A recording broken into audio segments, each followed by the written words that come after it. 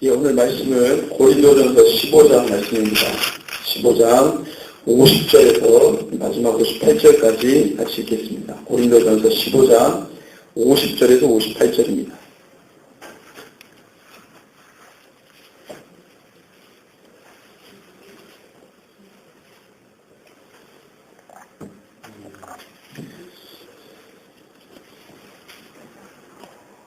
우리 같이 한 목소리로 읽습니다.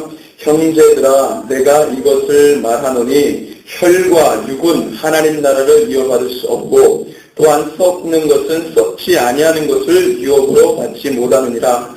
보라, 내가 너희에게 비밀을 말하노니 우리가 다 잠잘 것이 아니요 마지막 나팔의 순식간에 후련히 다 변화되리니 나팔 소리가 나매 죽은 자들이 썩지 아니할 것으로 다시 살아나고 우리도 변화되리라. 이 썩을 것이 반드시 썩지 아니할 것을 입겠고 이 죽을 것이 죽지 아니함을 입으리로다. 이 썩을 것이 썩지 아니함을 입고 이 죽을 것이 죽지 아니함을 입을 때에는 사망을 삼키고 이기리라고 기록된 말씀이 이루어지리라. 사망아, 너의 승리가 어디 있느냐? 사망아, 내가 쏘는 것이 어디 있느냐? 사망이 쏘는 것은 죄요, 죄의 권능은 율법이라. 우리 주 예수 그리스도로 말미암아 우리에게 승리를 주시는 하나님께 감사하노니 그러므로 내 사랑하는 형제들아, 견실을 하며 흔들리지 말고 항상 주의 일에 더욱 힘쓰는 자들이 되라. 이는 너희 수고가 주 안에서 헛되지 않은 줄 알미라. 아멘. 네. 오늘 우리 말씀은 바울행전 31번째 시간입니다. 오해하지 않을 말씀이라는 제목을 가지고 말씀 나눕니다. 자, 하나님의 말씀은 살아계신 주님의 말씀입니다. 그렇죠? 살아계신 주님의 말씀. 그래서 이 하나님의 말씀은 누가 풀어줘서 진리가 되는 것이 아니고 또 우리가 사람의 어떤 이성과 논리로 풀어가지고 진리가 아닌 것을 진리로 만들어서 납득시키고 설득시키는 게 아니고 하나님의 말씀은 본래 진리고 능력이고 힘입니다. 그래서 우리가 주님 말씀 안으로 들어가는 거지 내가 주님의 말씀을 어떻게 요리를 해가지고 막 설득시키고 납득시켜가지고 믿게 하고 막 진리가 되게 하는 게 아닙니다. 예. 우리가 많은 부분에 있어서 말씀을 대할 때 태도가 많이 이렇게 변질됐습니다. 왜곡되고 우리가 분명히 주의 말씀 안으로 들어가는 겁니다. 그래서 주의 말씀이 그러한지를 확인하는 거지 우리가 무슨 뭐 또 이렇게 막 밝혀내는 게 아니거든요. 그래서 오늘 이 시간에 우리가 주의 말씀 안으로 우리 모두가 다 들어가서 이제부터는 우리가 성경적인 사고, 성경적인 세계관, 성경적인 가치관을 가지고 모든 오고 가는 세대를 분별해낼 수 있는 그런 지혜로운 성도가 되기를 원합니다. 자, 그래서 우리가 어떤 이 분별을 할 때 우리가 뭐 어디서 막 학습을 받아 배워가지고 막 분별하는 게 아니에요. 분별의 기술 뭐 이래가지고 배우는 게 아니잖아요. 말씀을, 진리의 말씀을 쭉 대하다 보면은요, 분별이 그래도 됩니다, 그냥 자연적으로. 말씀을 드문드문 취했거나 부분적으로 대하는 분들은요, 이게 이 마지막대로 가는 건지, 아니면 뭐 어떻게 잘 되고 있는 건지, 뭐가 이렇게, 잘 분간이 없어요. 근데 말씀을 늘 삼하고 가까이 있다 보면은요, 시대 분별이 그냥 저절로 됩니다. 여러분들, 구약시대 때 선지자들 보면은요, 이 예레미야 선지자 같은 경우는 40년 동안 인정 한 번도 못 받고 남유다 멸망을 선포했어요. 얼마나 괴롭습니까? 뭐 복음을 전하면 사람들이 막 이렇게 반응을 해줘야 되고 막 믿음 가지고 나와줘야 되는데 예레미야는 40년 동안 그렇게 그냥 사역을 해도 오히려 그를 죽이려고 덤벼들었지 예레미야를 막 지지하거나 예레미야 말씀이 옳다라고 막 그랬던 사람이 단 한 사람도 없어요. 그러니까 예레미야 말씀 듣고 회복하거나 회개한 사람이 없어요. 오죽했으면은 이 성전 관리였던 이 바술이라는 사람이 예레미야가 하도 심판을 얘기하고 죄를 지적하니까 막 싫었는지 그를 막 잡아가다가 성전에다 딱 묶어놓고 막 뺨을 때리고 침을 뱉고 조롱하고 그랬습니다. 그냥 감옥에다 딱 집어넣고. 그렇게 힘들게 가는 거죠. 그렇죠? 그래서 이 분별이라는 것은요, 하나님 말씀을 이렇게 사모하면 주님께서 주잖아요. 그러면 안전할 수가 없는 거죠. 전하지 않을 견딜 수가 없는 거야, 하나님 말씀 받으면. 그러면은 온갖 고난과 핍박과 박해를 받더라도 그 말씀이 선포되고 증거되는 거예요. 그게 바로 교회 역사, 성경 역사였습니다. 그 사람들이 막 순교당하죠. 어려움을 당하고, 육체의 찢김을 당하고, 고통을 당하죠. 예수님도 그렇게 전하시다가 십자가 달리신 것이죠. 그래서 우리가 이 분별은 우리가 이 말씀을 가까이 하는 분들이 분별이 저절로 되고 또 이 성경 말씀을 통해서 분별을 다른 데 가서 배우는 게 아니라 성경 말씀을 통해 분별을 배우시고 또 성령님의 조명하심으로 깨달아져 믿어지시는 은혜가 있기를 원합니다. 이게 같이 이제 가야 되는 건데 우리가 이제 말씀을 대할 때 중요한 두 가지 좀 사실이 있습니다. 하나는 말씀 자체에 대한 것이고 또 하나는 말씀을 전하는, 말씀을 대하는 자에 대한 것이죠. 말씀은 그대로 온전한 것입니다. 말씀은 그대로 온전한 것이고 변하지 않습니다. 말씀은 절대로 변하지 않아요. 그래서 구약에 하신 말씀 어디 갚버린 게 아니라 지금까지 구약의 10계명 율법은 지금도 유효합니다. 그죠? 우리가 율법을 지키는 거는 예수님 믿으면서 가는 거고 10계명 같은 그대로 오죠. 그죠? 이 하나님의 다른 신을 두지 않고, 그죠? 우상 만들지 않고, 그죠? 우리 이 주보에 보면은 카톨릭 10계명하고 우리 10계명은 달라요. 카톨릭은 2계명을 빼버렸어요. 그냥 우상 숭배하잖아요. 카톨릭은 성상 숭배하고 성인들의 유고를 숭배하고 그런 게 있습니다. 그래서 2계명을 빼버렸어요. 그러니까 하나님의 말씀 가감하지 말라고 그랬는데 카톨릭은 하나님 말씀을 빼버린단 말이에요. 계명. 이게 얼마나 무서운 행동입니까? 우리는 계명을 못 지켜서 죄송한데 얘네들은 계명을 빼버렸어요. 이게 얼마나 무서운 짓이에요.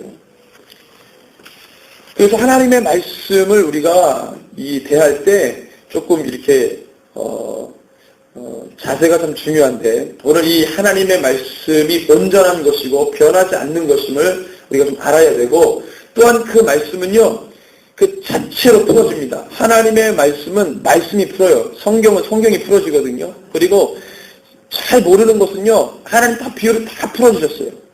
어디 가서 신천지처럼 막 비유를 풀고 상징을 풀어야 나오는 게 아니고 성경을 보면 그대로 다 나오는 거예요. 그래서 성경 창세기부터 요한계시록까지 보면은 성경이 성경을 풀고 성령님이 깨닫게 해주십니다. 예.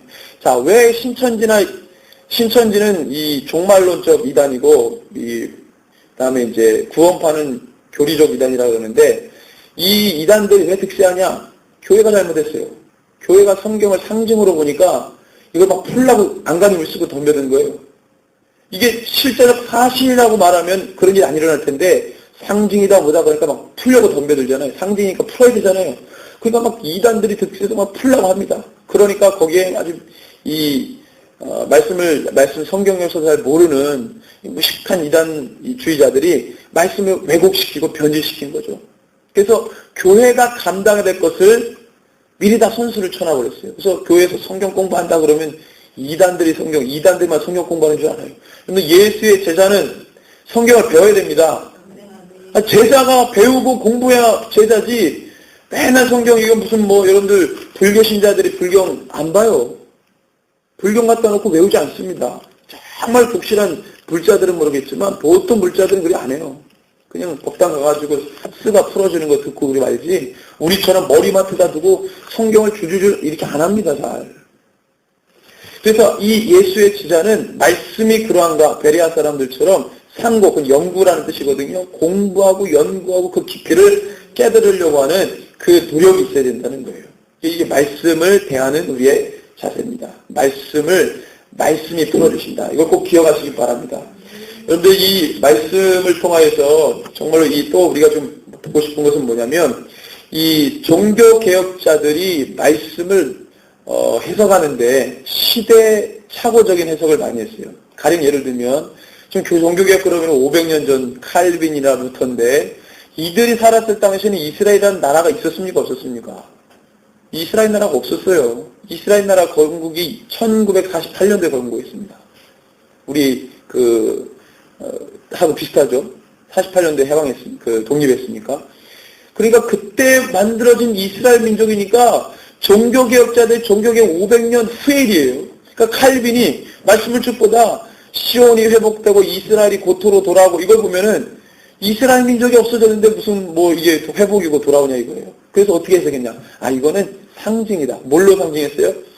이스라엘이라는 민족이 교회로 대체됐다. 그래서 대체신학이 나왔습니다. 그래서 종교개혁자들은 모든 이스라엘 민족에 무엇인 복이라든가 약속을 다 교회로 다 바꿔놨어요. 교회.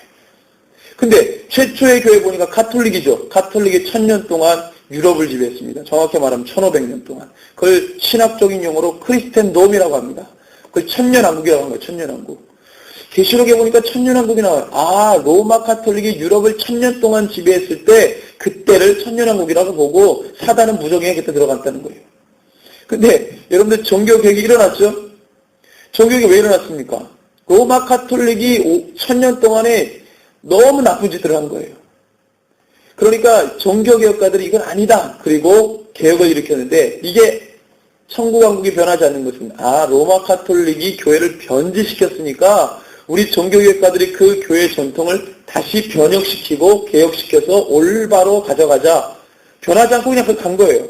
하나님의 말씀을 해석하는데 그 시대가 가지고 있는 한계를 뛰어넘지 못했습니다. 그런데 1948년도에 이스라엘 나라가 독립하죠.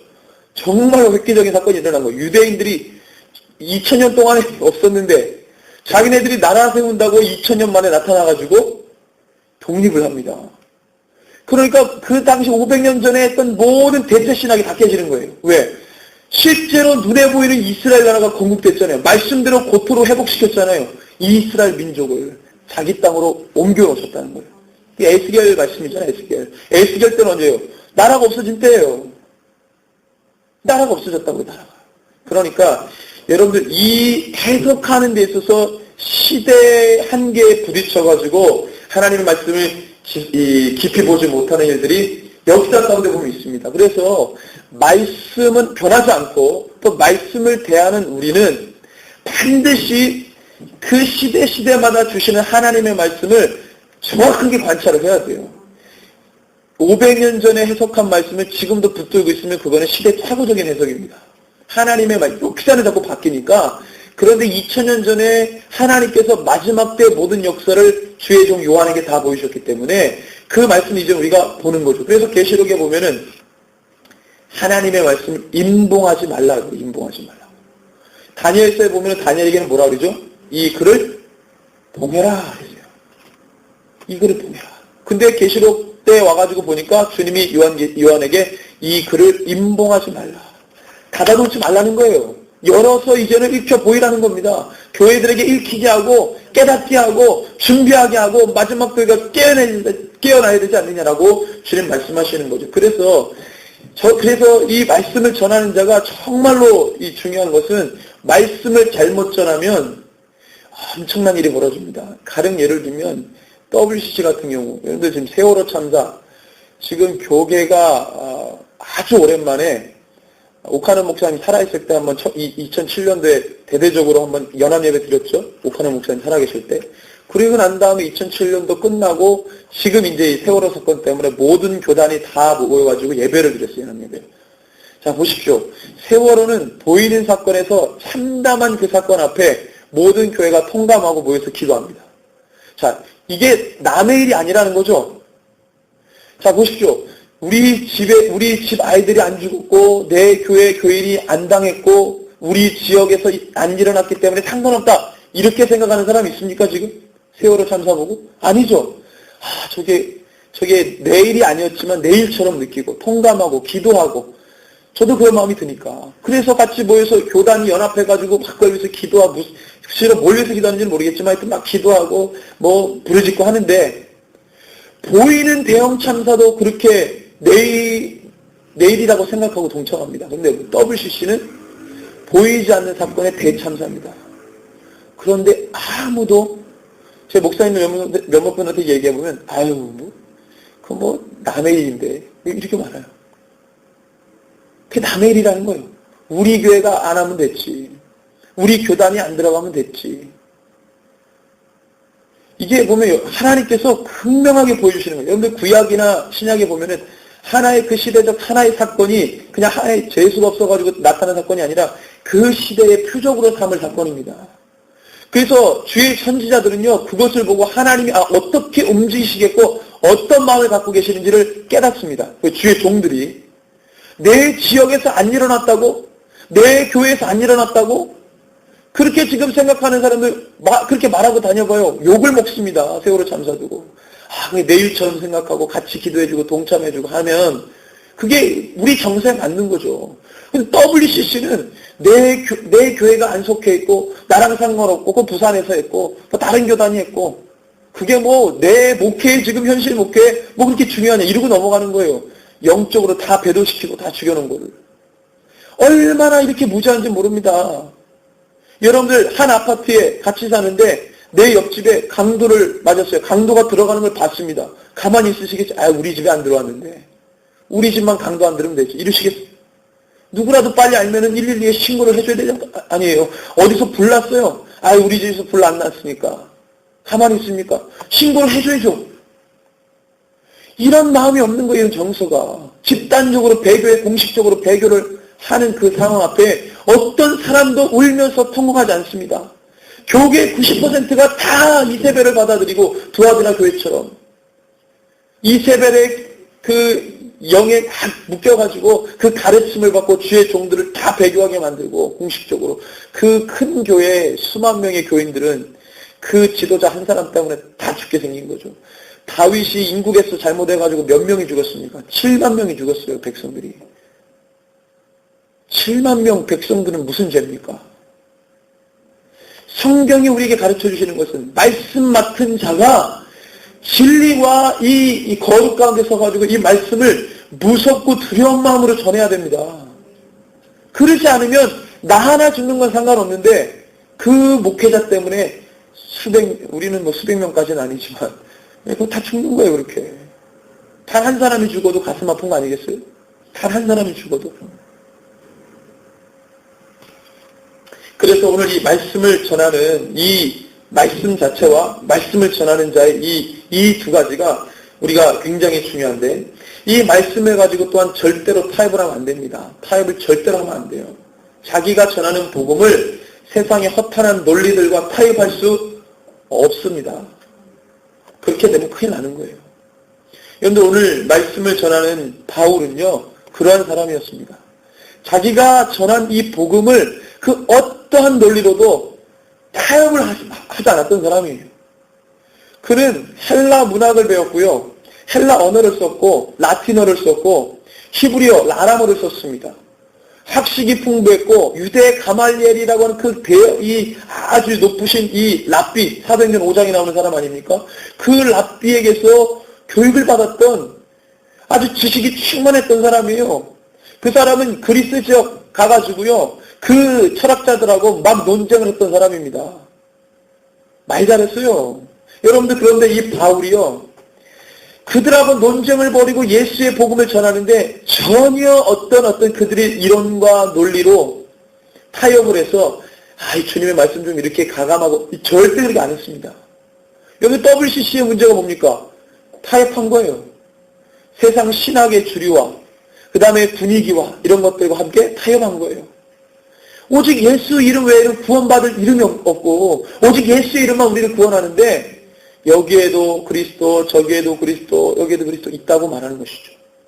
저는 에큐메니컬 신학을 배웠지만 그 에큐메니컬 신학이 사실 잘 모르고 배운 거죠. 알고 보니까 그거예요. 정체가. 구원이 모든 것에 있다는 것이죠. 그래서 그걸 통전적 신학이라고 합니다. 여러분들 이게 지금 시대가 여기까지 오면 이건 마지막 시대죠. 예수의 이름을 가지고 왜곡시키고 변질시켰다. 이건 마지막 시대예요. 그래서 바울은 절대 타협하지 않았습니다. 그래서 오늘 1절에서 11절에 보니까 바울이 타협할 수 없었던 그가 전한 복음이 절대 타협이 안 되는 이유를 말해요. 왜 그랬냐? 바울은 직접 보지 않았지만 그 예수의 죽으심과 부활과 승천을 단 한 사람이 그 다음에 예수를 따르는 추종자들 몇 명이 이렇게 해가지고 작당 모여가지고 만들어내는 게 아니라 500여 형제에게 보여줬다 이거예요. 그 말씀이 살아있는 말씀이고 팩트 아니니까 진짜 사실이에요. 사실. 사건. 그러니까 이 복음을 절대 타협이 안 되는 거예요. 물을 탈 수가 없는 거죠. 오늘 말씀해 봅시다. 자, 이 1절에서 제가 11절 한번 읽어봅니다. 형제들아 내가 너희에게 전한 복음을 자, 바울이 전한 복음이에요. 그 복음의 본질을 말합니다. 너희에게 알게 하노니 이는 너희가 받은 것이요 나만 받은 게 아니라 너희도 받은 복음 아니냐. 또 그 가운데 선 것이라. 너희가 만일 내가 전한 그 말을 굳게 지키고 복음이죠. 헛되이 믿지 아니하였으면 그로 말미암아 구원. 여러분들 하나님의 복음을 제대로 받았으면 그건 맞습니다. 어설프게 받으면 어설프게 신앙생활에서 종교생활하듯 가는 거예요. 근데 바울이 지금 말합니다. 내가 전한 복음을 너희가 그대로 받고 살았다면 너희는 구원받는다. 내가 받은 것을 먼저 너에게 전하였노니 이는 성경대로 그리스도께 소리를 죄를 위해 죽으시고 장사지는 받으셨다가 성경대로 사흘 만에 다시 살아나사 게바에게 보이시고 12의 제자에게 보이셨습니다. 자, 여러분들 성경대로 말씀하신 대로 죽으시고 부활하셨다는 거예요. 말씀대로. 그러니까 말씀대로 되니까 부정 못하고 타협을 못하는 거예요. 말씀대로 됐으니. 그 다음에 500여 형제에게 승천한 것을 일시에 보이십니다. 단 한두 사람, 그 다음에 예수의 추종자들이 만들어낸 말이 아닙니다. 어떤 신화 하나를 만들어낸 게 아니에요. 이슬람교를 만든 무하마드, 이 사람과 신격화하고 고타마 시탈타, 불교를 만든 이 사람과 추종자들이 신격화하는 작당 모의에서 신화로 만들고 신으로 추대, 이게 아니라 실제로 500여 형제, 이거 남자만 됐으니까 이래저래 되면 한 1000명 되겠죠. 이들이 예수님의 죽으심과 부활과 승천을 경험한 자라고 말하잖아요. 이 복음을 어떻게 변질시키냐고요.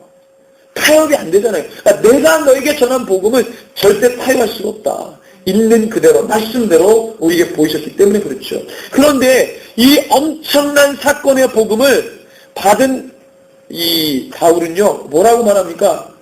9절에 보니까 나는 사도 중에 가장 작은 자라. 나는 하나님의 교회를 박해했고 사도라 칭함 받기를 감당하지.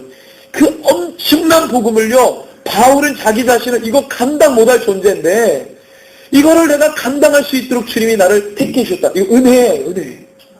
내가 감히 이 복음 말씀을 받아들일 수 없는 지렁이만도 못한, 야곱의 표현 지렁이만도 못한 존재인데 그 어미하시고 존귀하신 그 말씀, 살아있는 말씀을 나에게 전하라고 주신 거예요. 우리 알게 하신 겁니다.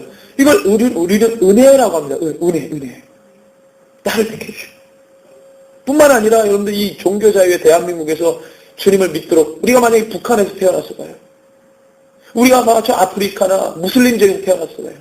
예수를 들어도 거기는 가족들에게 죽음을 당하거나 아니면 이웃사람한테 죽임 당합니다. 예수 믿으면. 엄청난 일이 벌어지고 있잖아요. 지금 나이지리아에서 막 예수 믿는 사람 죽이고, 근데 이 집단 순교 사건이 막 일어나잖아요. 폭탄 테러로.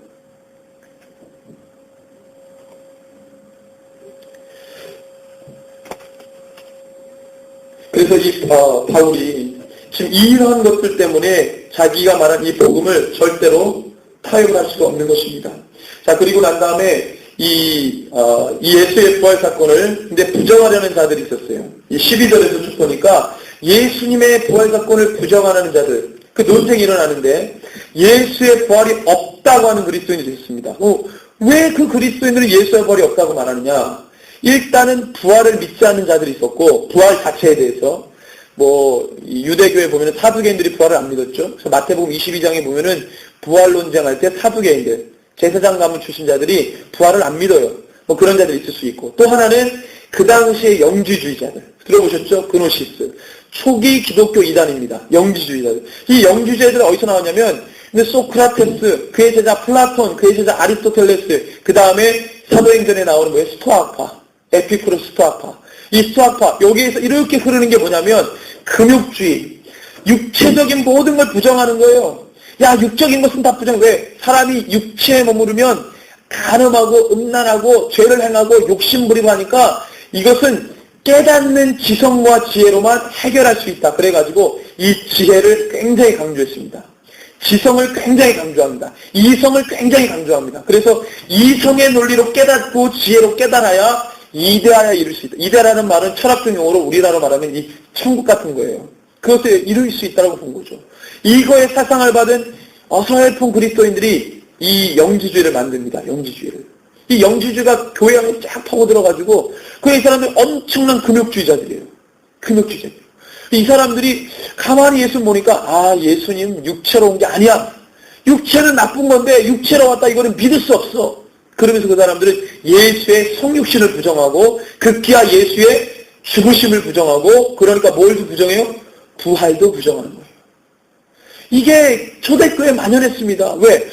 상식적으로 생각하니까 예수님은 육체로 온 게 아니야, 성육신으로 온 게 아니라 그냥 어떤 이 보이기는 보이지만 영체로 오신 거예요. 영체로. 이렇게 들어간 거예요. 그러니까 진짜 죽은 게 아니라 잠깐 없어졌다가 다시 제자들에게 나타난 거구나. 이렇게 보이는 거죠. 이런 것들을 볼 때 바울이 생각할 때는 어떻습니까? 복장 터지죠. 너희들에게 실제로 함께 했던 그 예수를 왜 너희는 영체라고 너희는 부정하느냐? 우리를 왜 십자가에 피를 흘렸지 않느냐? 어떻게 영이 피를 흘립니까? 그잖아요. 그 다음에 그가 다시 살아나셔서 500의 형제에게 보였는데 그게 어떻게 너희들 영적인 존재라고만 얘기하느냐? 말이 안 된다는 거죠. 바울이 답답한 거예요. 그래서 이 부활에 대한 논쟁을 이야기하는데 12절에서 19절에 그것을 이야기합니다. 그래서 자 보십시오. 12절 그리스도께서 죽은 자 가운데서 다시 살아나셨다 전파되었거늘 너희 중에서 어떤 사람은 어찌하여 죽은 자 가운데서 부활이 없다 하느냐.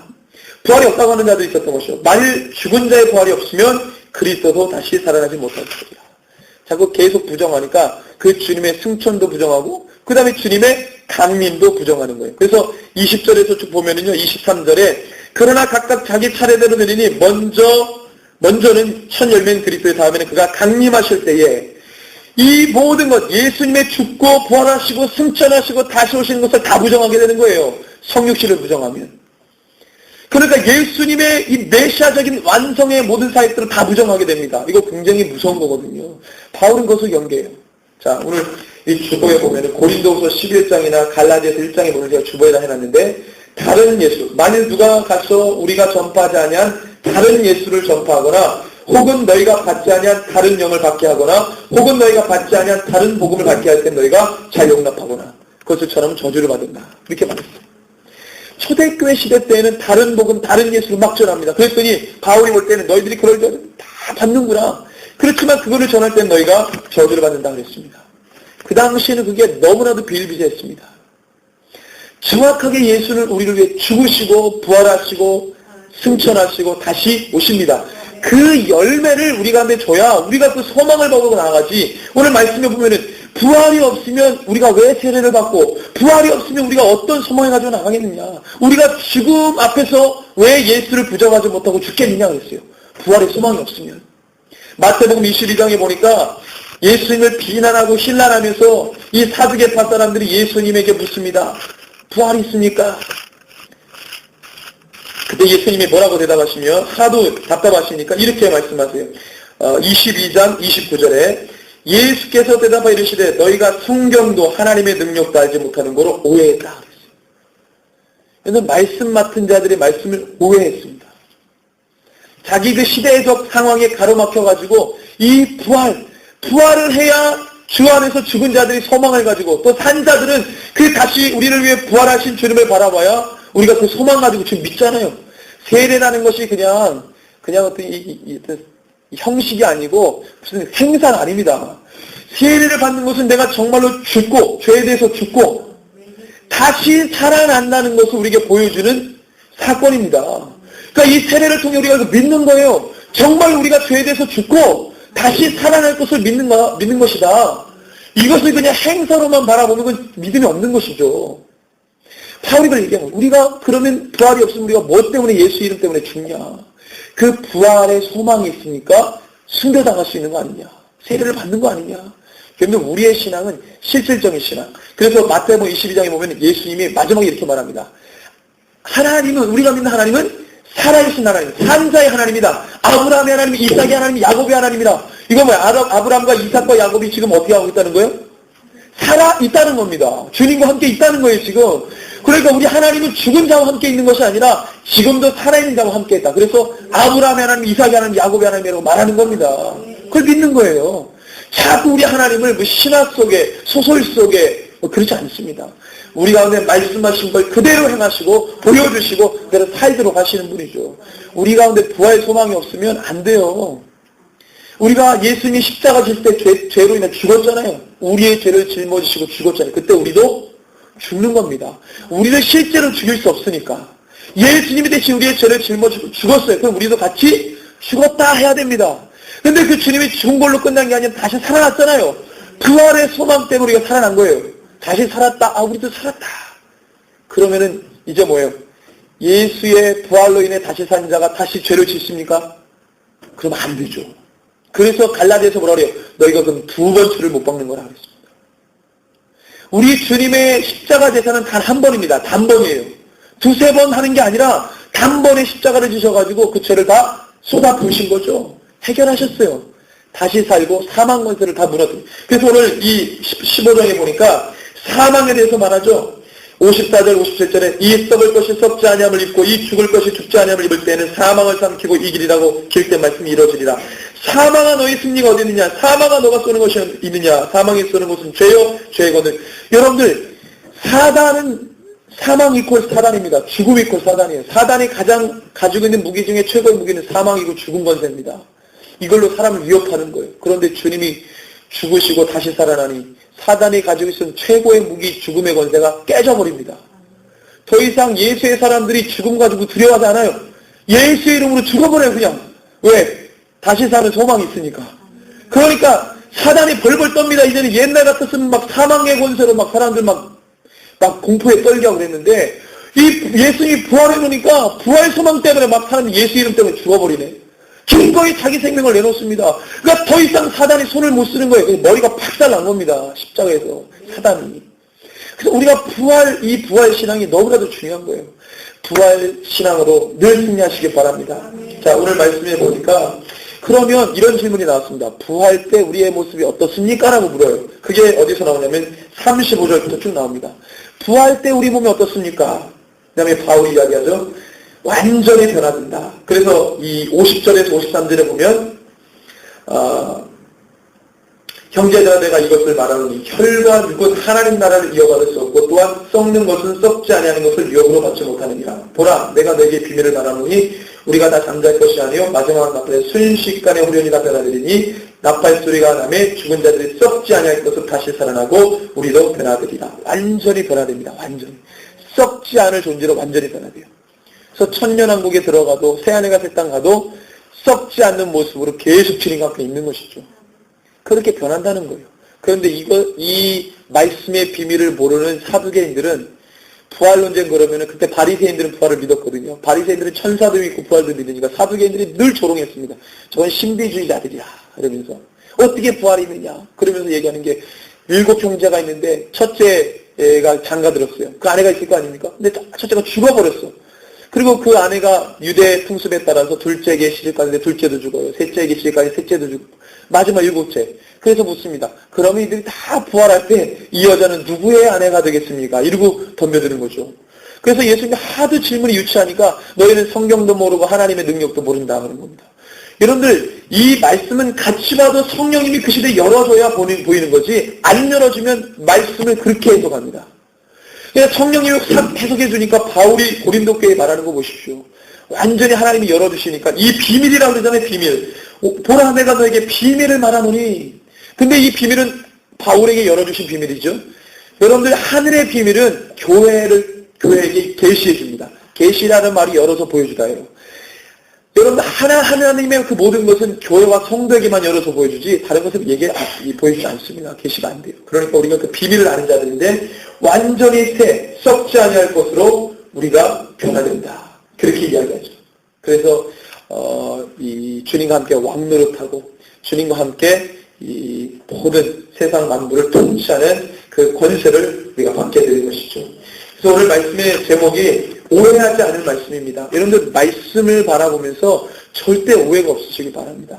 말씀은 쓰여진 그대로 기록된 그대로 반드시 실천되어 왔고 반드시 실행해 와 있어요.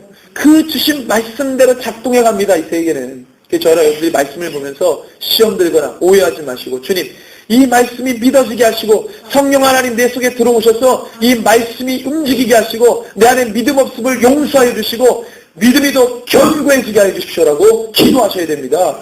하나님 이 말씀을 보고 시험 들고 오해받으면 하나님이 징계하십니다. 그건 하나님이 원치 않은 거예요. 저희 여러분 이 시간에 기도할 때 하나님